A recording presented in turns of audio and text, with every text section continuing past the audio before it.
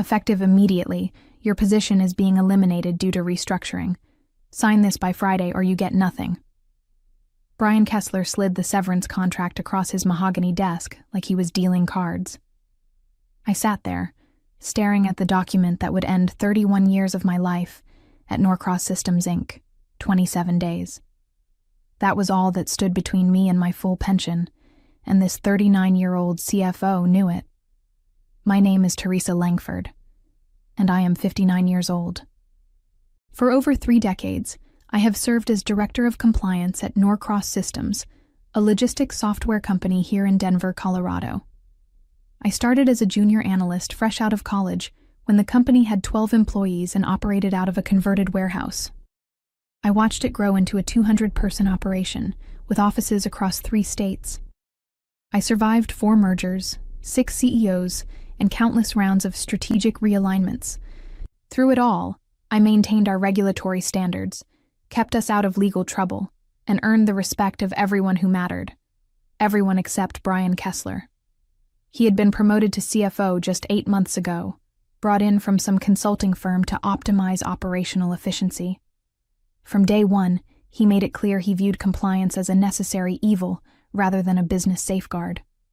During budget meetings, he would roll his eyes whenever I requested resources for regulatory updates. He questioned every expenditure, every training session, every consultant fee that kept us ahead of industry changes. "This is purely a business decision," Brian continued, adjusting his designer tie. "Nothing personal.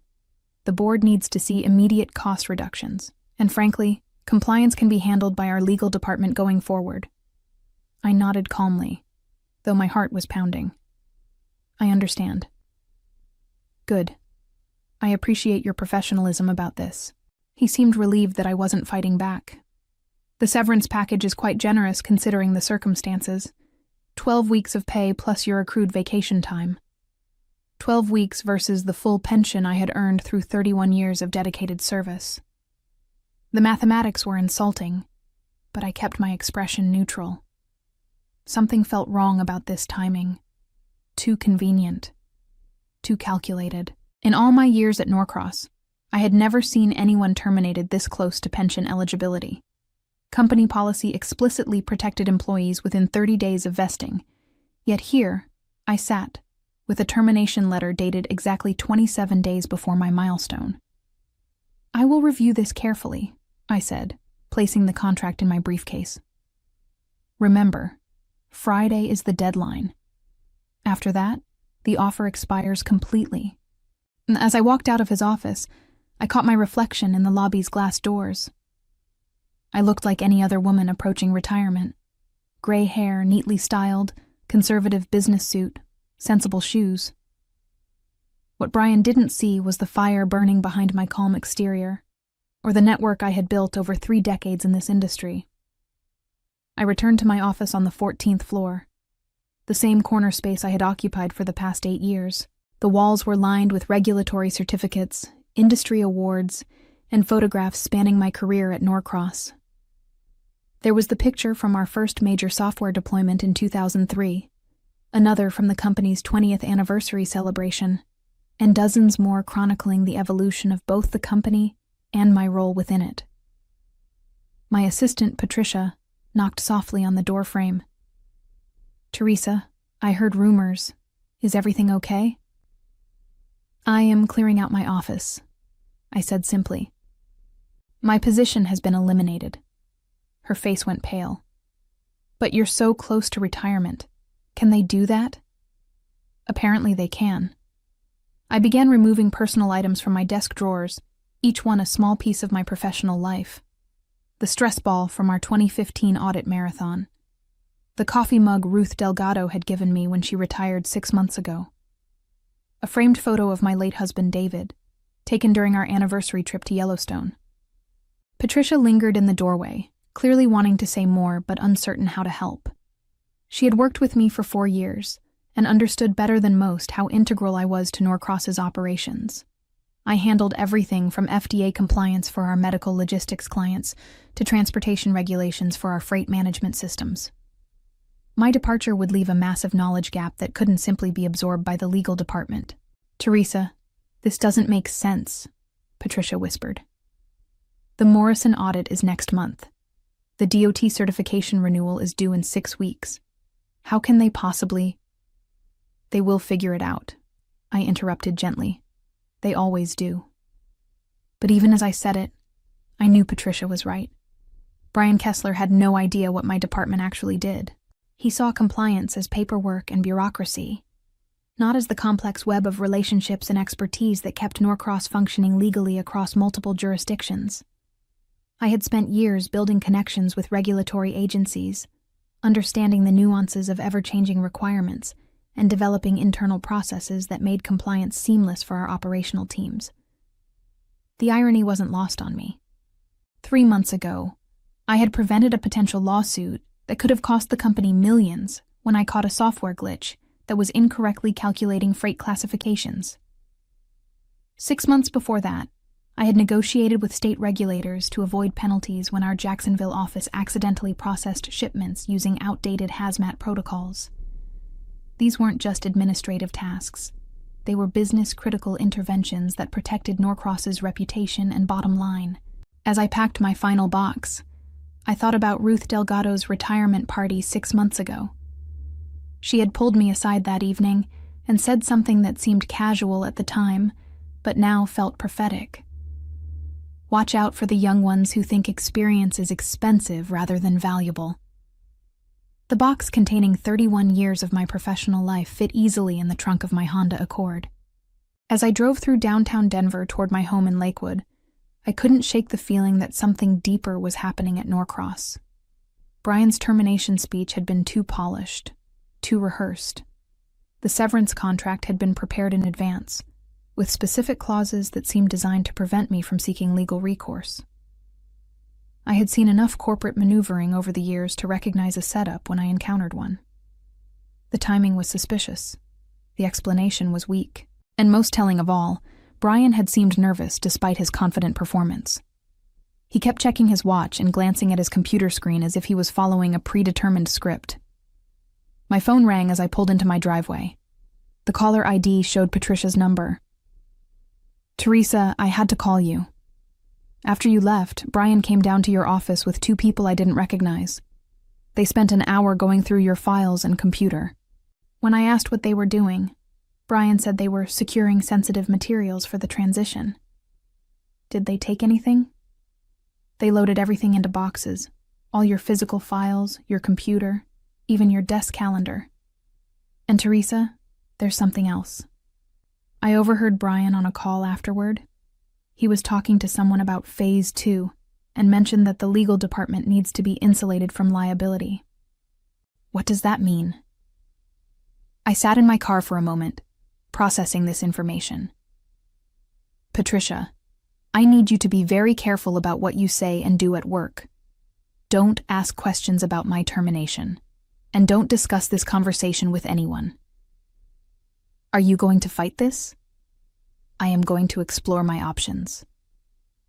After hanging up, I remained in my driveway for several minutes, staring at my modest 2-bedroom house. David and I had purchased it in 1995, planning to pay it off before retirement. We had succeeded, thanks to careful budgeting and my steady income at Norcross.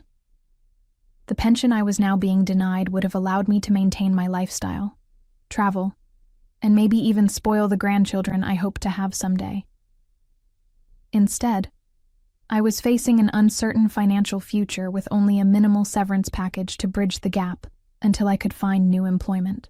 At 59, starting over in a new company would be challenging, especially in a field where younger candidates often seemed preferred, despite lacking the depth of experience I possessed. But as I finally got out of the car and walked toward my front door, I felt something unexpected. Clarity. For the first time in months, I wasn't worried about quarterly compliance reports or regulatory deadlines. I wasn't concerned about managing Brian's unrealistic expectations or justifying my department's value to people who fundamentally misunderstood its importance. I was free to focus entirely on one thing, ensuring that Brian Kessler's calculated cruelty would cost him far more than he had ever imagined.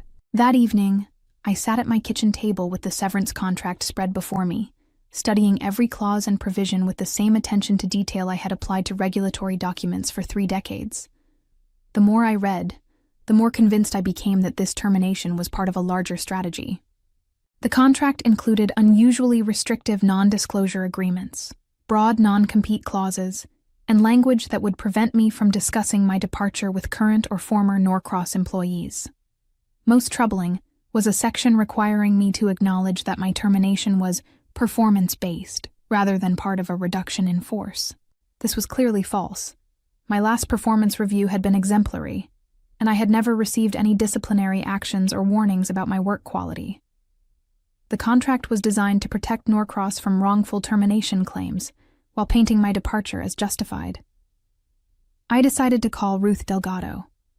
Ruth had been my mentor and closest friend at Norcross for over 15 years before retiring as HR director 6 months ago. If anyone could help me understand what was happening, it would be her. "Teresa, how wonderful to hear from you. How are things at the office?" Ruth's voice was warm and familiar, a comforting reminder of better times at Norcross. "Actually, Ruth, I was terminated today. Brian Kessler eliminated my position, 27 days before my pension vests." The silence on the other end of the line stretched for several seconds. When Ruth finally spoke, her voice had changed completely. 27 days?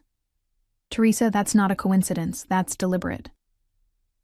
What do you mean? I mean, I've seen this exact scenario before, at my previous company before I joined Norcross. It's called pension dumping, deliberately terminating employees just before they qualify for full benefits. It saved my old company millions in pension obligations until we took them to court. Ruth's revelation hit me like a physical blow. Are you saying this was planned? I'm saying the timing is too convenient to ignore. Think about it, Teresa. You're one of the most expensive employees on their books in terms of future pension liability. Your 31 years of service translates to a significant monthly payment for the rest of your life. From an actuarial standpoint, preventing your pension from vesting could save them hundreds of thousands of dollars. I felt my anger building as the implications became clear. But surely there are laws against this kind of thing. There are, but they're complex, and companies think they can get away with it if they structure the termination carefully. The fact that they're calling it a departmental consolidation rather than a layoff is part of the strategy. It makes it harder to prove age discrimination or pension manipulation. Ruth, I need to ask you something. Do you still have access to any of your old HR files from Norcross? I shouldn't, but... She paused. When I retired, I kept copies of certain documents for my own protection. Employment contracts, policy changes, executive communications, things that might be relevant if anyone ever questioned decisions I had made during my tenure. Would any of those documents be relevant to my situation? Possibly. Teresa, why don't you come over tomorrow? We should go through everything together. And I think you should know, I heard rumors before I retired about changes to the pension plan that were being discussed at the executive level. I never got details, but Brian Kessler was heavily involved in those conversations. After hanging up with Ruth, I made myself a cup of tea and sat on my back porch, looking out at the mountains in the distance.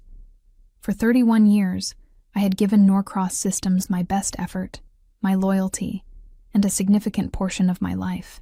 I had worked late nights and weekends, missed family gatherings for urgent compliance issues, and consistently put the company's interests ahead of my own convenience. Tomorrow, I would begin to discover just how little that loyalty had meant to them. Ruth lived in a well-maintained ranch house in Westminster, about 20 minutes from my own home. When I arrived the next morning, she greeted me at the door with coffee and a grim expression that told me she had spent the night thinking about my situation. "I've been going through my files," she said, leading me to her home office. "Teresa, what I found is worse than I initially thought." Her desk was covered with manila folders, printouts of emails, and handwritten notes. Ruth had always been meticulous about documentation, a trait that had served her well during her HR career and was about to serve me even better. "This email is from February," she said, handing me a printed message. "It's from Brian Kessler to the executive team, discussing pension liability optimization. Look at this paragraph." I read aloud. "Our analysis indicates that preventing certain high-tenure employees from reaching full vesting could significantly improve our quarterly projections. Legal recommends structuring any necessary workforce adjustments as performance-based terminations or departmental consolidations to minimize exposure." My hands were shaking as I continued reading. The email specifically mentioned identifying employees within 60 days of pension vesting and developing appropriate transition strategies for their positions. While it didn't mention me by name, the timing and criteria made it clear that I had been targeted months ago. "Ruth, this is evidence of conspiracy. How did you get this?" Executive emails were automatically copied to HR for documentation purposes. It was company policy to ensure we had records of all employment-related decisions. When I retired, I kept copies of sensitive communications that might be relevant to future legal issues. I never thought I'd need them this soon. She handed me another document, a spreadsheet showing all Norcross employees within 90 days of pension vesting. My name was highlighted in yellow, along with 3 others: James Morrison from IT, Sandra Williams from Sales, and Robert Chen from Operations. Next to each name were notes about potential restructuring opportunities. "Teresa, you weren't the only target. They're planning to eliminate anyone who's about to become expensive in terms of pension obligations." I felt sick. This wasn't just about me. It was a systematic plan to cheat long-term employees out of their earned benefits. "Have any of the others been terminated yet?" "Not yet, but according to this timeline, James Morrison is scheduled for next month, Sandra Williams in 6 weeks. They're spacing out the terminations to make them look unrelated." Ruth pulled out another folder, this one containing internal memos about the compliance department specifically. "These show that Brian has been building a case against your department for months. He's been documenting every minor expense, questioning every consultant fee, and creating a paper trail to justify eliminating the position. But the department is essential. We prevent legal issues that could cost millions." "That's not how Brian sees it. Look at this memo from him to the CEO." She handed me a document titled Operational Efficiency Analysis, Compliance Department. The memo argued that compliance functions could be streamlined by transferring responsibilities to the legal department, resulting in immediate cost savings of over $200,000 annually. What the memo failed to mention was that the legal department had no expertise in regulatory compliance, no relationships with regulatory agencies, and no understanding of the day-to-day operational requirements that kept Norcross in good standing with various government bodies. "Ruth, they're going to face massive problems without proper compliance oversight." "Probably, but that's not Brian's concern. He's focused on showing quick cost reductions to impress the board. If compliance issues arise later, he'll blame poor documentation or transitional challenges." As I studied the documents spread across Ruth's desk, I realized that my termination was just the beginning of a much larger problem at Norcross. Brian Kessler wasn't just stealing my pension. He was systematically dismantling the institutional knowledge and experience that had made the company successful for over 3 decades. Ruth made fresh coffee while I continued reviewing the documents. Each piece of evidence painted a clearer picture of Brian Kessler's strategy, but also revealed something more personal and infuriating. He had been planning my termination since the day he was hired. "Look at this," Ruth said, returning with 2 steaming mugs. She placed another email in front of me, dated from Brian's 2nd week at Norcross. He was asking about pension liabilities before he even learned how our compliance systems worked. The email was addressed to the company's benefits administrator and included detailed questions about pension vesting schedules, early retirement options, and the financial impact of employee separations on the pension fund. He had specifically requested a list of all employees approaching full vesting, their projected pension costs, and any legal precedents for employment changes affecting pension eligibility. "This proves premeditation," I said. "He wasn't eliminating my position because of budget concerns. He was looking for ways to avoid paying my pension from the moment he arrived." There's more. Ruth opened another folder. Remember that presentation Brian gave to the board in June about right-sizing operational expenses? I attended that meeting as HR director. Here are my notes. Her handwritten notes were detailed and damning. Brian had presented a 5-year plan that included strategic workforce optimization, targeting employees with the highest benefit costs. He had used charts and graphs to show how eliminating legacy personnel could improve profit margins by up to 12% annually. When board members had raised concerns about losing experienced employees, Brian had dismissed their objections by arguing that institutional knowledge was less valuable than operational agility in a rapidly changing technology sector. He claimed that younger employees with current skills could handle traditional responsibilities more efficiently. The board approved his plan, Ruth said quietly. I voiced my concerns about age discrimination and the risk of losing critical expertise, but I was overruled. 3 weeks later, they announced my early retirement package. This revelation stunned me. Ruth, are you saying they forced you out too? Not exactly forced, but strongly encouraged. They offered me a very generous early retirement package and made it clear that my traditional approach to human resources wasn't aligned with their new vision. I was tired of fighting corporate politics, so I took the deal and left. I realized that Ruth's departure 6 months ago had been part of the same strategy that was now targeting me. By removing the experienced HR director, who might object to questionable employment practices, Brian had cleared the way for implementing his pension dumping scheme without internal resistance. Ruth, we have to stop this. Not just for me, but for James, Sandra, and Robert. And for any other employees who might be targeted in the future. I agree completely. But Teresa, we need to be smart about this. Brian has the legal department on his side, and he's been careful to document everything in ways that protect the company from obvious discrimination claims. She pulled out a legal pad and began writing. We need to build an airtight case that shows pattern and intent.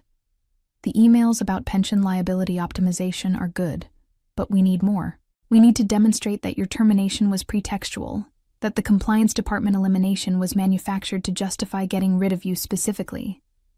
How do we do that? We need documentation showing that your department was actually successful and necessary, that there were no performance issues with your work, and that the cost savings Brian claims are either exaggerated or will result in much higher costs down the road. I thought about my files and computer that Brian had seized the previous day.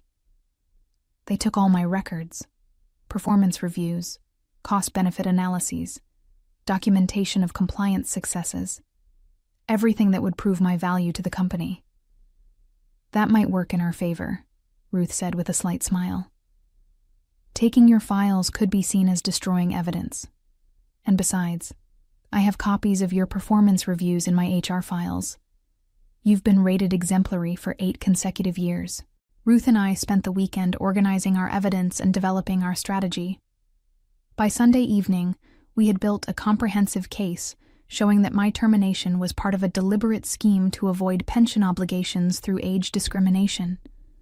We had Brian's emails about pension liability optimization, the spreadsheet targeting employees near vesting, documentation of the fake justifications for eliminating my department, and my exemplary performance reviews. On Monday morning, I called attorney David Richardson, whom Ruth had worked with during her previous company's pension dumping case. After reviewing our evidence, he agreed to take my case on a contingency basis. This is one of the clearest examples of pension manipulation I've seen, Richardson told us during our Tuesday meeting. The documentation is exceptional, and the pattern of targeting employees near vesting is obvious. We're going to file a formal complaint with the Department of Labor while simultaneously pursuing wrongful termination and age discrimination claims. That afternoon, Richardson filed our complaint, and by Wednesday morning, local news station Channel 7 was running a story titled, "Denver Software Company Accused of Pension Fraud." The reporter had obtained copies of our legal filing and was interviewing employment law experts about the broader implications of pension dumping schemes. By Thursday, the story had been picked up by the Denver Post and several industry publications. Norcross Systems was suddenly facing intense public scrutiny about their employment practices, and potential clients were asking questions about the company's ethical standards. Brian Kessler called me Friday morning, his voice tight with barely controlled anger. "Teresa, we need to talk.